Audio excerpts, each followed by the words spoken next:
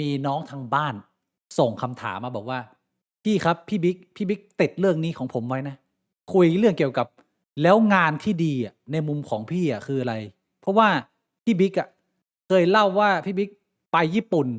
เพราะพี่บิ๊กหนีจากงานที่ตัวเองอยู่แล้วแบบว่าเหมือนกับเราอยู่ไม่ได้ใช่ไหมแล้วในมุมของพี่อืมงานที่ดีคืออะไรในทุกวันนี้คำตอบพี่ได้หรือยังพี่ไม่ยอมเอามาตอบสักทีผมก็เลยคิดว่า น่าจะถึงเวลาแล้วที่ผมจะเอาเรื่องนี้มาแชร์แต่ก่อนที่ผมจะแชร์เรื่องของผมเนี่ยผมมาถามพี่บวงก่อนในฐานะของคนที่ทำงานมาอาชีพเดียวในชีวิตเรียกงี้ได้ไหมพี่บวงพี่บวงเคยทำงานก็อื่นไหมก็ไป Work and Travel อะนับไหม นับ ไปไปเป็นแบบ housekeeper เรื่องเนี้ยมันเอาไปแอพพลายใช้กับทุกคนไม่ได้หรอกทุกคนมีจริตของการเลือกชอบงานไม่เหมือนกันงานที่ดีของเราใช่คืออะไรมันไม่เหมือนกันแต่ว่าเรียกว่าเอามาแชร์แล้วกันเพราะว่าน้องๆหลายคนเขายังไม่มีโอกาสหรือประสบการณ์ในการเข้ามาในโลกทำงานเลยซึ่งผมบอกว่ามันไม่เหมือนกับตอนที่เราคิดตอนเด็กๆหรอกแต่ว่าอืมจะมาถามในมุมพี่บวงตอนที่ยังไม่ได้เข้าไปทำงานในภาพหัวมึงเนี่ยงานที่มึงอยากจะทำที่มันพอโอเคอะมันมีลักษณะเป็นยังไงบ้างยังไงที่มึงเรียกว่าอันนี้เป็นงานที่ดีพูดถึงประวัติชีวิตผมก่อนแล้วกันว่าผมเคยทำงานอะไรมาบ้างก็อืมคือมีเคยไปทำ Work and Travel ซึ่งตอนนั้นน่ะถามว่าแม่งแทบจะเป็นงานเลยเปล่ามันก็ไม่ใช่นะคือเราก็ยังเรียนอยู่ตอนนั้นเราอยู่ปี2ผมกับพี่บิ๊กแล้วก็เพื่อนที่มหาลัยอีก2คนก็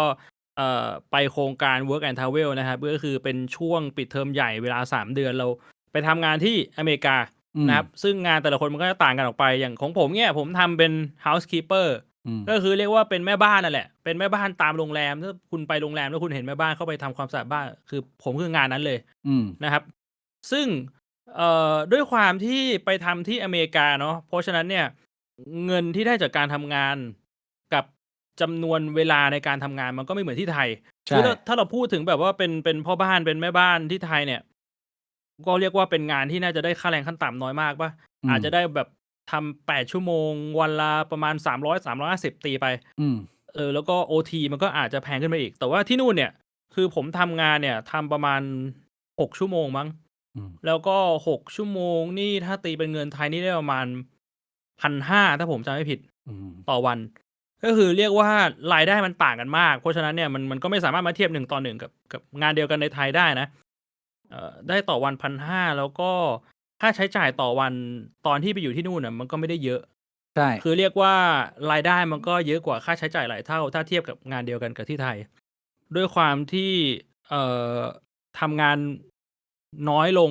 กว่าเดิมเวลาในการใช้ชีวิตมันก็จะมีนะเพราะฉะนั้นถ้าถามว่าเฮ้ยถ้าผมจะไปทำงานแบบนั้นอีกอะในมุมหนึ่งณตอนนั้นผมก็แฮปปีนะผมไม่ได้รู้สึกว่ามันเป็นงานที่แย่หรือหนักหนาสาหัสอะไร อืมผมรู้สึกว่าผมแฮปปีถ้าได้ทำงานแบบนั้นก็คือมันเป็นงานที่ใช้แรงงานก็จริงแต่ว่าวันหนึ่งมีเวลาเหลือกับตัวเองเยอะแล้วก็มีรายได้เหลือพออืมประมาณนี้อืมนะครับแต่อันนั้นมันเป็นความคิดในวัยที่ยังเรียนอยู่แหละตอนนั้นปีอา2อาๆอีกงานหนึ่งที่ก็ทำมาตลอดตั้งแต่แบบประมาณปี3ปี4ก่อนเรียนจบผมก็เริ่มทำยูทูบใช่ไหมอาคือจะเรียกว่าเป็นคอนเทนต์ Creator เป็น Influencer เป็นยูทูบเบอร์จะชื่ออะไรก็ตามแต่มันก็คือแทบจะงานเดียวที่ผมทำมาตลอดจนถึงปัจจุบันอะนะอืมมีแบบเป็นนักพากย์บ้างแต่ผมว่าสุดท้ายแล้วมันก็คือเนื้องานแบบเดียวกันอืมไอ้ตอนนั้นน่ะมันเป็นจุดที่ผมคิดจริงจังนะเพราะว่ามันก็เหมือนว่าเราเรียนใกล้จบแล้วเรารู้ตัวแล้วแหละว่าพอเราเรียนจบมันก็ต้องไปหางานทำแล้วอะมันก็เลยเป็นจุดที่คิดจริงจังว่ามาวิเคราะห์กับตัวเองอืมว่าเราอยากจะทำงานแบบไหนผมก็เลยพยายามแยกงานออกมาเป็นใช้คำว่า3ส่วนแล้วกันอืม1คือเวลาในการทำงาน2คือความชอบของงานที่ต้องทอืมำ3คือผลตอบแทนอาผมมองเป็นอย่างนี้ซึ่งถ้าสมมุติว่าจะเป็นงานที่ดีที่สุดมันก็คือได้3อันเลยมันต้องผ่าน3ข้อนี้ก็คือใช้เวลาน้อยแล้วก็เราชอบแล้วก็ได้ผลตอบแทนเยอะอืมแล้วผมก็มาวิเคราะห์คือเราเรียนบริหารธุรกิจมาใช่ไหมมันก็มีช่วงหนึ่งที่เรียนวิเคราะห์ธุรกิจอะแบบ SWOT Analysis ดูจุดอ่อนจุดแข็งของการทำธุรกิจผมก็เลยมานั่งคิดเฮ้ยจริงๆไอ้การทำช่องยูทูบเนี่ยถ้าสมมุติว่าเงื่อนไขคือถ้าสมมุติว่าเราทำให้มันโตได้อะมันก็ผ่าน3ข้อนี้เลยนะก็ใช่คือมันเป็นงานที่มันไม่ได้ใช้เวลาเยอะอืมแล้วผมคิดว่าผมก็ชอบ อืม แล้วมันก็สร้างรายได้ได้ อืม ผมก็เลยตัดสินใจเข้ามาทำ คือจุดหลักเลย ผมก็ต้องบอกตามตรงว่า ณ ตอนนั้นน่ะผมก็มองไปที่รายได้เป็นหลัก คือผมมองว่าอย่างหนึ่งเลยของงานการทำคอนเทนต์ Creator เนี่ย มันคือความสามารถในการที่จะสเกลรายได้ที่มันมหาศาลมาก อืม ๆ โดยที่เราไม่ต้องใช้เวลาเพิ่ม อืม มันแทบจะไม่มีงานไหนเลยที่เป็นแบบนี้ ไม่ว่าคุณจะทำงานอะไรก็ตาม ถ้าสมมุติว่าคุณต้องการผลตอบแทนที่มากขึ้น งานมันจะหนักขึ้น คุณจะไปเป็นพนักงานกินเงินเดือนอะ คุณเข้าไปเป็นแบบว่าพนักงานฝึกใหม่ คุณอยากจะพัฒนาขึ้นไป มีรายได้เยอะขึ้น เลื่อนตำแหน่งไป ทุกครั้งที่มันเลื่อนตำแหน่งขึ้นไปอะ ความรับผิดชอบของคุณก็จะเยอะขึ้น ถูกเปล่า? ใช่ เนื้องานของคุณมันก็จะเยอะขึ้น หรือว่าคุณจะไปค้าขายทำธุรกิจอะ คือการที่คุณจะสเกลอะ คุณก็ต้องสเกลผ่านทางเวลาชีวิตที่คุณต้องทุ่มเทไป อา หรือว่าถ้าคุณมีต้นทุนระดับหนึ่ง คุณก็คือจ้างคนอื่น คุณซื้อเวลาชีวิตคนอื่นมาใช้แทน อืม แต่ว่าคุณก็ต้องไปลงทุน ก็ ใช่ คือไม่ว่าจะทางใดทางหนึ่ง ถ้าคุณจะสเกลอะ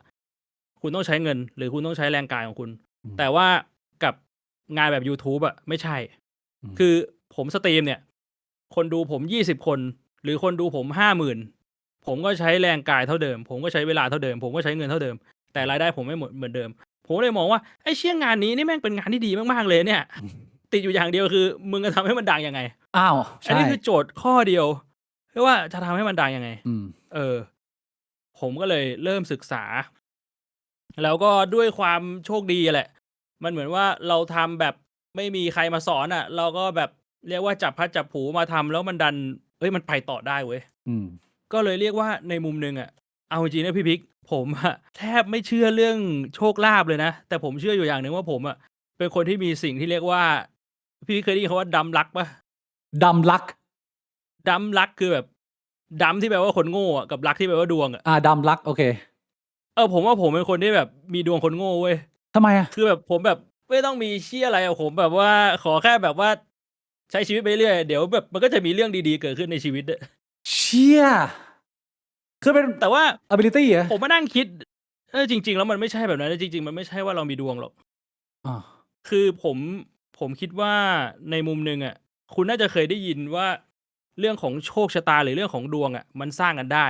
เคยได้ยินคำนี้ไหม? เคยได้ยินว่า เออ สักวันหนึ่งมันก็จะมา เราต้องทำให้พร้อมในวันที่โชคชะตามา เราคว้าได้หรือเปล่า ก็อีกเรื่องหนึ่งไง ประมาณนี้ไหม? ใช่ คือถ้าเรามาวิเคราะห์กันถึงคำพูดนี้จริง ๆ อะ มันก็คือการทำอะไรสักอย่างที่มันสม่ำเสมอนั่นแหละ คือถ้าจังหวะชีวิตมันจะเข้ามา แต่คุณไม่พร้อมที่จะคว้ามันไว้อะ มันก็ผ่านไปไง แล้วพอมันเป็นแบบนั้น คุณก็จะมองว่าแบบ ไอ้เหี้ย กูดวงซวยว่ะ กูอืม แบบจังหวะชีวิตมันไม่ลงล็อก อืม แต่ถ้าสมมุติว่า ตอนที่จังหวะชีวิตมันเข้ามา แล้วคุณแบบพร้อมที่จะแบบคว้าหมับมันมา คุณก็จะมองว่าแบบ เฮ้ย เหี้ย กูดวงดีว่ะ จังหวะชีวิตมันลงล็อก แต่จริง ๆ อะ มันคือการที่คุณแบบทำอะไรซ้ำ ๆ ไปเรื่อย ๆ ทำอะไรซ้ำ ๆ ไปเรื่อย ๆ แล้วคุณก็คว้าน้ำเหลวไปเรื่อย ๆ จนสักวันหนึ่งอะ จังหวะมันมา แล้วมือคุณที่แบบมันคอยคว้าอยู่ตลอด มันก็แบบ ไอ้เชี่ย หมับเข้าให้ โดน 1 ที คือจริง ๆ มันไม่ใช่โชค มันอยู่ที่คุณนั่นแหละว่า คุณน่ะทำสม่ำเสมอแค่ไหน ไอ้เชี่เออ ย! เพราะฉะนั้นผมเลยมองว่า ในตอนแรกอะ ผมเริ่มเข้ามาทำยูทูบอะ เพราะผมมองเรื่องเงินเป็นหลัก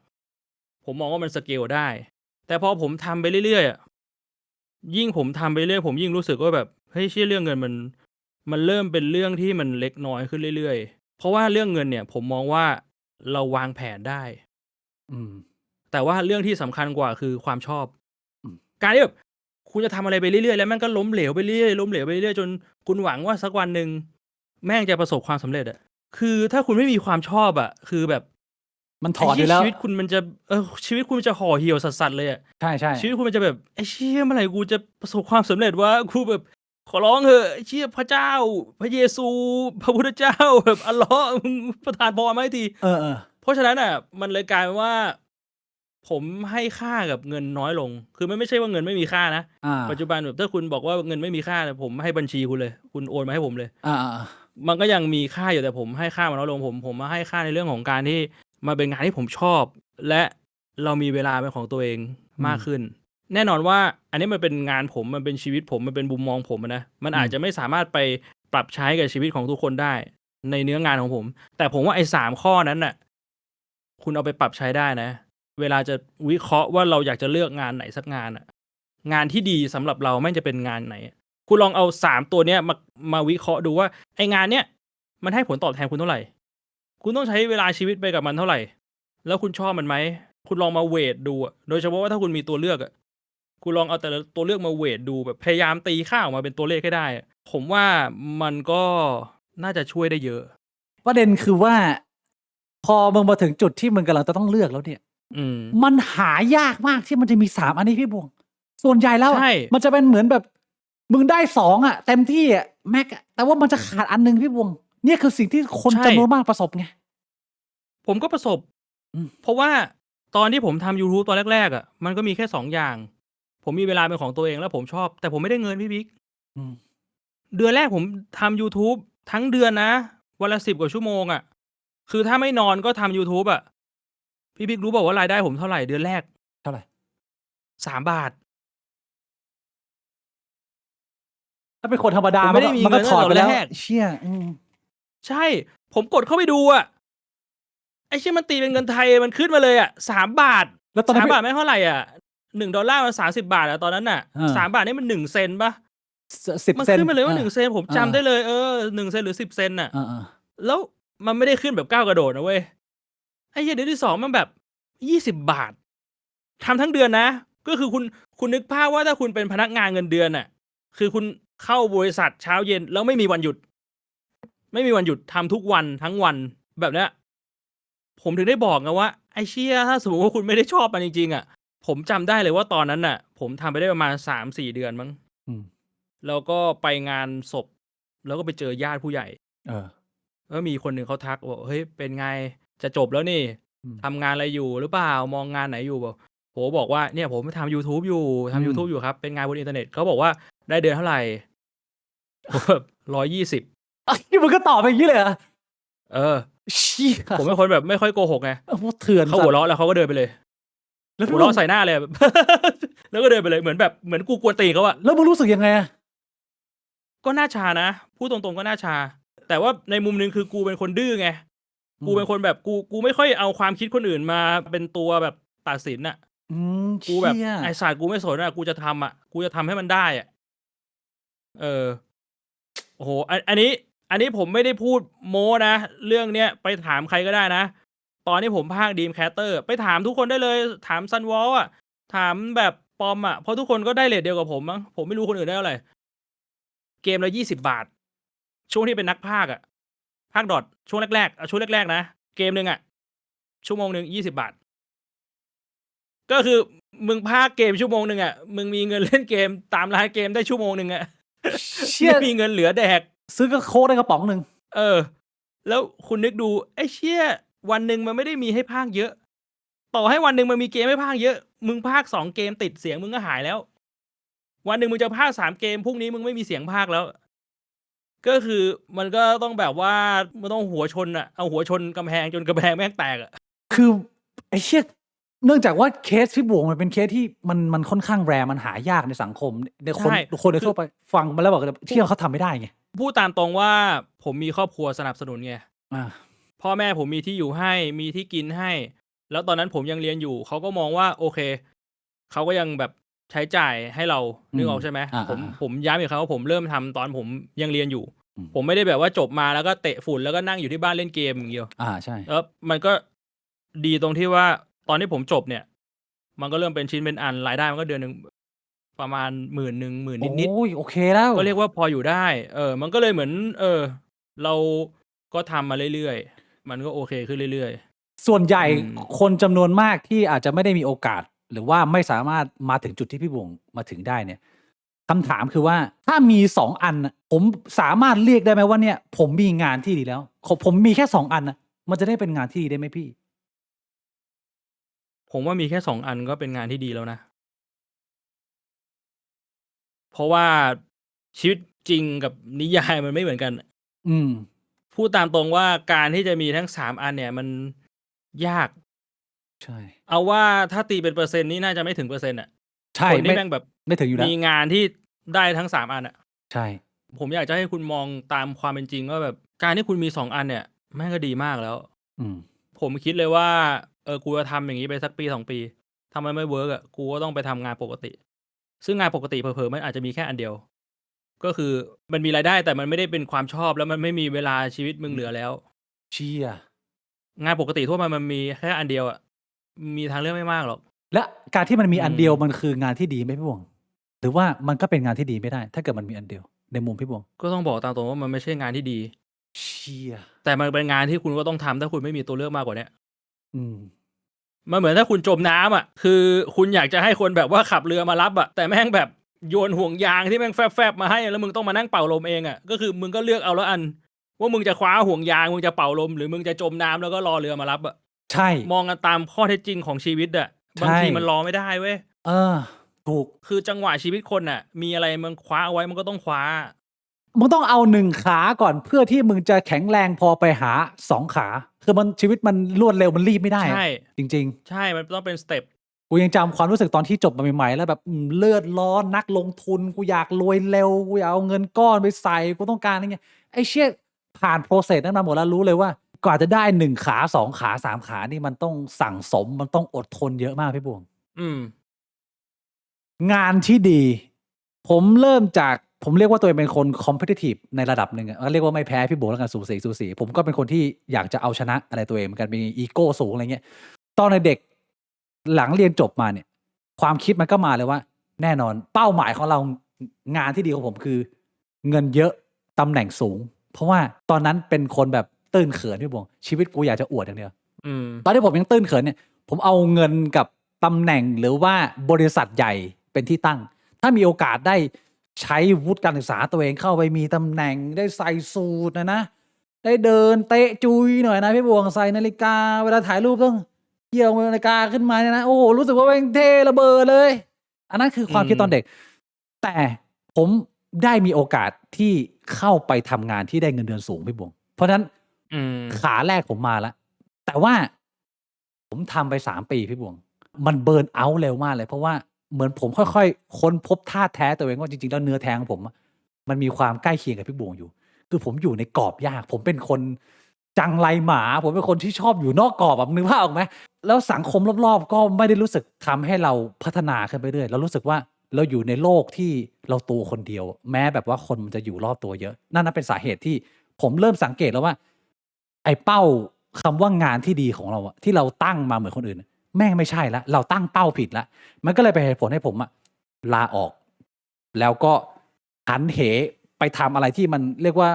มันต้องทิ้งทุกอย่างเลยพี่บงผมเคยเล่าไปผมฉีกเรซูเม่ทิ้งคือชีวิตนี้กูจะไม่สมัครงานอะไรเงี้ยซึ่งไอ้ครั้งหนึ่งผมก็เตือนอีกครั้งหนึ่งว่าไม่อย่าไปทำแบบผมรอดมาได้มันมีคำว่าดำรักอยู่ค่อนข้างเยอะพี่บวงมันใช้รักเพราะว่าสิ่งที่ผมตัดสินใจบางครั้งมันขึ้นอยู่กับโชค ทีนี้ตอนที่ผมไปญี่ปุ่นเนี่ย ผมก็เลยไปในลักษณะที่ว่า ผมอยากตามหาความหมายของการที่ว่า ผมอยากหางานที่ดีของตัวเอง ที่ว่าก่อนหน้านี้เรามีนิยามมาแล้วนะ แต่มันเหมือนกับว่าทำไมคนอื่นมันดูลงล็อกกับนิยามนี้มันดูอยู่ได้วะเรามองไปได้เพื่อนคนนั้น เรามองไปได้เพื่อนคนนี้มันเข้ากับนิยามนี้แล้วมันดูเอนจอยชีวิตมากเลยแต่กูคือกูสู้มากเลยกูไม่ชอบเลยว่ะกูไม่ชอบตัวเองกูไม่ชอบสังคมก็เลย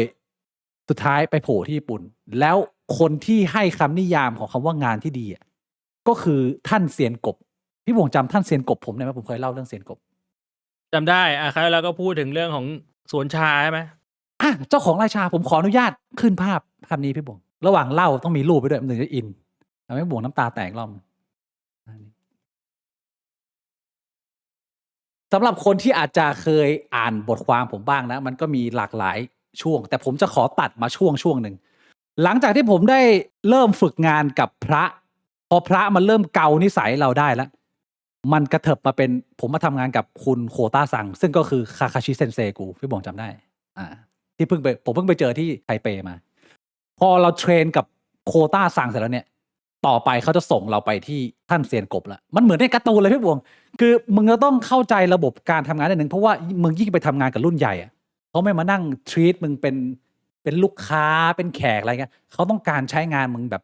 ถึงลูกถึงคนนึกภาพไหมครั้งแรกที่ผมไปทำงานที่ไร่ชาตอนนี้นะผมทำอยู่นี่ประมาณเดือนหนึ่งมีแค่ผมกับเซียนกบ2 คนผมขออนุญาตเอ่ยชื่อเพื่อเป็นการให้เกียรติ คุณมิยาโซโนะฟุกุโอะอันนี้คือชื่อเต็มๆแต่ผมเรียกเซียนกบคนจะได้เข้าใจง่ายๆคนที่ให้ผมกินส้มอ่ะจำได้ไหมตอนผมไปเจอครั้งแรกนะ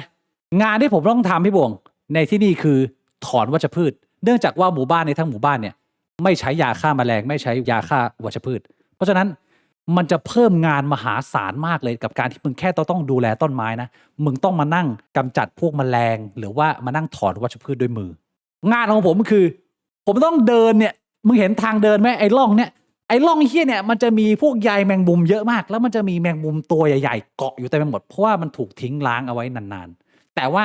เราก็ต้องเดินฝ่าแมงมุมไปแล้วถ้าพี่บุ๋มพยายามสังเกตมองไปเนี่ยในชาเหล่านี้ใบชาเหล่านี้มันจะมีใบวัชพืชอยู่ซึ่งมึงอ่ะมองแทบไม่ออกเลยอันไหนใบชาอันไหนใบวัชพืชอ้าวงานของก็คือมันต้องใช้ความชำนาญมันต้องใช้ความชำนาญในการแยกใบชากับใบวัชพืชแล้วมึงก็ต้องเอามือล้วงเข้าไปลึกสุดเลยนะเพื่อถอนมันจากรากแล้วมึงมาเด็ดใบมันนะพวกนี้มันก็แตกใหม่มันไม่มีประโยชน์มึงต้องทำอย่างเงี้ยไปเรื่อยๆทั้งวันทั้งคืนเพราะว่าแม่งเยอะมากแล้วตอนกูไปแรกๆพี่บวงคือมึงไม่มีสกิลตามึงยังแยกอะไรไม่ได้วาลูโตะแบบสกิลเลเวลเพิ่งแบบอาจจะ 2.5 เพิ่งผ่านงานโควต้าซางมายังไม่มีฝีมือมากกูทำงานช้ามากพี่บวงสมมุติว่าเขาแบ่งโซนหนึ่งมาให้กูแล้ว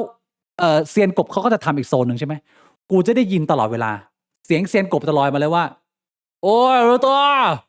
ไฮยาคุพี่บวงเคยได้ยินคำนี้ไหมไฮยาคุ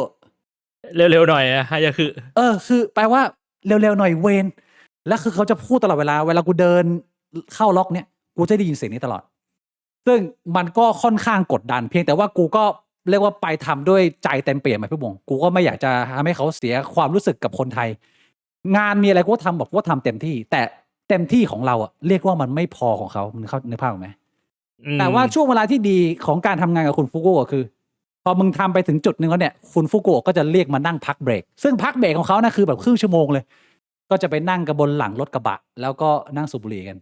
คุณฟุกุก็จะลินเขาจะมีต้มน้ำชามาชาแบบก็เนี่ยที่เขาทำนี่แหละแล้วก็เขาจะแจกเซมเบ้เป็นเซมเบ้ทรงคล้ายๆกระดองเต่าแล้วก็จะนั่งกินเซมเบ้จิบชาแล้วก็สูบบุหรี่กันโดยที่ไม่คุยกันเลยพี่บัวเพราะว่าเซียนกบอ่ะพูดภาษาอังกฤษไม่ได้เลยส่วนกูก็ญี่ปุ่นน้อยนิดมากแล้วเหตุการณ์มันเกิดขึ้นแบบนี้วันหนึ่งประมาณวันที่3ละคุณฟุกุก็ถามกูว่าวารุโตะอะไรคือสิ่งที่สำคัญของการทำงานกูไม่เข้าใจทั้งประโยคนะแต่กูได้มาเป็นคำแบบชิโกโตะที่แปลว่างานอิชิบังแปลว่าอันดับที่1หรือว่าคำว่าไดจิที่แปลว่าสำคัญที่กูได้มานิดหน่อยแล้วกูก็เลยบอกว่าคุณฟุกุเขาคงจะรำคาญที่กูทำงานช้ามั้งเพราะว่ากูเดินช้ามากกูค่อยๆละเมียดละไมกูบอกมันดูยากกว่าไหนวะมันก็แค่นี้มันก็หยิบมันก็ดึงขึ้นมาเดี๋ยววะนึกภาพออกไหมกูก็เลยบอกว่าผมทำงานช้าไปใช่ไหมผมต้องไฮยาคุใช่ไหมไฮยาคุอันนี้คือสิ่งที่คุณต้องการใช่ไหมคุณฟุกุก็ฟังแต่ว่าไม่ตอบเขานั่งดูเลยเขาถามนะแต่ว่าพอคำตอบมาเขาไม่ตอบคือกูก็ไม่รู้ว่าเขาเข้าใจคำตอบกูหรือเปล่าแต่เราก็ใช้ชีวิตกันแบบไม่ค่อยคุยกันแบบนี้ไปเรื่อยๆพอผ่านไป 2-3 วันปุ๊บก็ยังต้องมาทำงานนี่อยู่กูก็เร่งสปีดเลยไปวงกูก็มาแบบว่าเริ่มวันกูตั้งใจว่าวันนี้นะกูจะเอาให้ทำงานให้เท่ากับคุณฟุกุโอะเลยประมาณว่ามึงเสร็จ10 แถวกูก็ต้องเสร็จ10 แถวกูตั้งใจว่าสปีดต้องมาก่อนไอ้เชี่ยวันนี้มากูเดินซอยอะไรพี่บอกกูเดินล้วงกูดึงกูแบบว่าคือประมาณว่าแข่งขันอ่ะเขามองกูมองเขานึกภาพออกไหมเดินดึงหยิบมั่วเดินดึงไปเลยสุดท้ายพอหมดประมาณสัก40 แถวเนี่ยเสร็จใกล้ๆกันกูก็ยืนพราวเลยพี่บัวว่าโอ้โหหำตั้งเลยเป็นไงเจอเด็กไทยเข้าไปหน่อยคุณผู้ก็เรียกเขาไปนั่งพักเบรกเขานั่งเบรกเขาก็ถามคำถามเดิมว่าอะไรคือสิ่งที่สำคัญของการทำงานกูก็เลยบอกว่าความเร็วเหมือนเดิมพอกูบอกความเร็วปุ๊บคุณฟุกุโอะ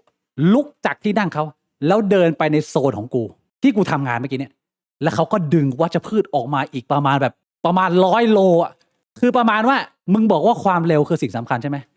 แต่ว่าควอลิตี้งานมึงห่วยมากแล้วกลายเป็นว่าเบรกนั้นครึ่งชั่วโมงนะ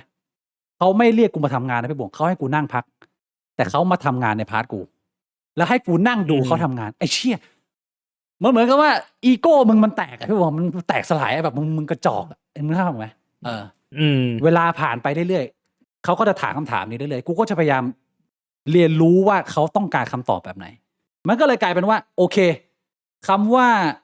งานที่ดีมันคงจะหมายถึงควอลิตี้เหรอมั้งกูก็เลยบอกเขาไปแบบนั้น เวลานั่งสูบบุหรี่ก็ชอบถาม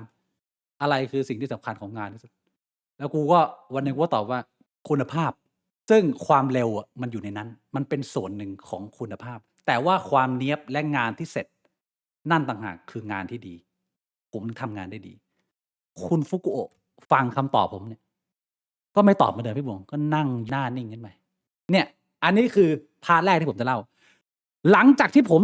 ฝึกงานคุณฟุกุโอะทั้งที่ไม่ได้คุยอะไรกันเยอะเท่าไหร่เนี่ยหลังจากนั้นผมก็ได้ถูกย้ายไปพาร์ทอื่นไปทำงานกับอดีตหัวหน้าหมู่บ้านที่เป็นท่านรุ่น3ตัดมาฉากสุดท้ายพี่บวงคือวันสุดท้ายที่ผมกำลังจะกลับมาเมืองไทย ปกติวอลเลนเทียเวลากลับเนี่ยไม่มีอะไรมากเท่าไหร่ก็คือมีการกินข้าวเลี้ยงสั่งลาที่เอกาวโนโมริเล็กน้อยแต่ว่ากูไม่รู้ว่ามันเกิดอะไรขึ้นพี่บวงคุณฟุกุโอะเขาจัดงานแฟร์เวลปาร์ตี้ให้พิเศษกูคือเขา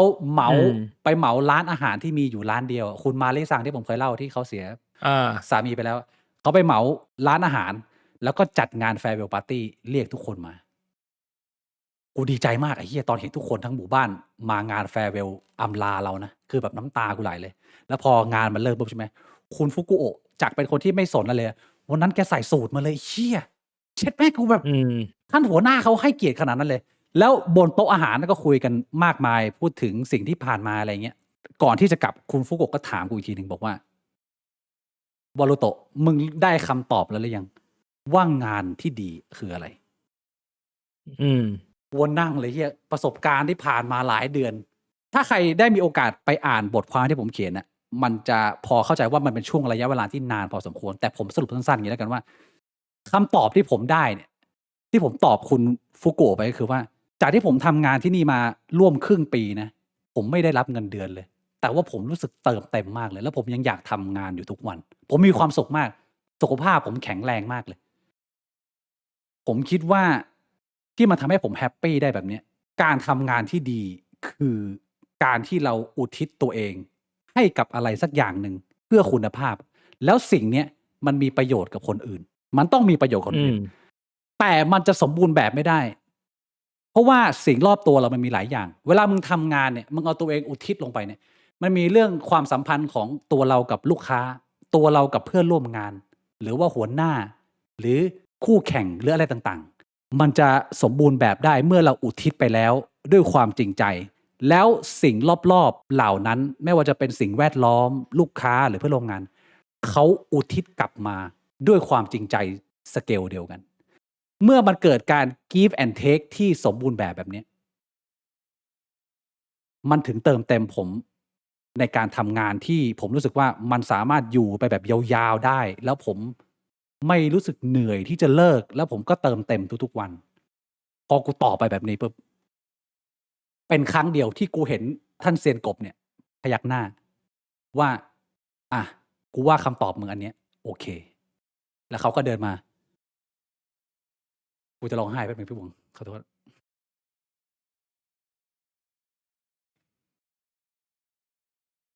เขาก็เดินมาลูบหัวว่าดีมากอะไรประมาณนี้ตั้งแต่นั้นกูกลับมาเมืองไทยอ่ะมันก็เลยได้เป็นนิยามของตัวเองว่าแต่ละคนมันคงมีงานที่ดีไม่เหมือนกันแต่ว่าถ้าเราไม่ได้ทดลองทำอ่ะมึงจะไม่มีทางรู้เลยว่าตัวมึงแวลูอะไรมากส่วนตัวกูแวลูแบบนี้แล้วก็เลยรู้สึกว่าคำตอบเนี้ยมันน่าจะครอบคลุมหมดแล้วอาจจะไม่ได้ตรงกับพี่บ่วงที่แยกมาเป็น3ขาแต่ว่าสำหรับผมเนี่ยในส่วนของค่าตอบแทนที่มันสมเหตุสมผลนะมันรวมไปอยู่กับว่าเมื่อมึง give หรือมึงทำงานลงไปแล้วแล้วคนเขาเห็นคุณค่ากับงานที่มึงทำเขาก็เลย give back กลับมาซึ่งมันก็คือผลตอบแทนแหละซึ่งในมุมกูขอแค่มันอยู่ได้ไม่ลำบากขัดสนแต่ขอให้เรามีปฏิสัมพันธ์ที่ดีกับเพื่อนร่วมงานเรากับลูกค้าของเราสินค้าเรามันมีคุณภาพมันมีความจริงใจแค่นี้มันก็น่าจะเป็นงานที่ดีสำหรับกูแล้วก็เลยเอามาเป็นเรื่องเล่าซึ่งผมไม่ได้เขียนบทนี้ลงไปในหนังสือของตัวเองถือว่าเป็นการเอามาแชร์แล้วกันเล็กๆน้อยๆนะฮะประมาณนี้พี่บ่วงเรื่องของผม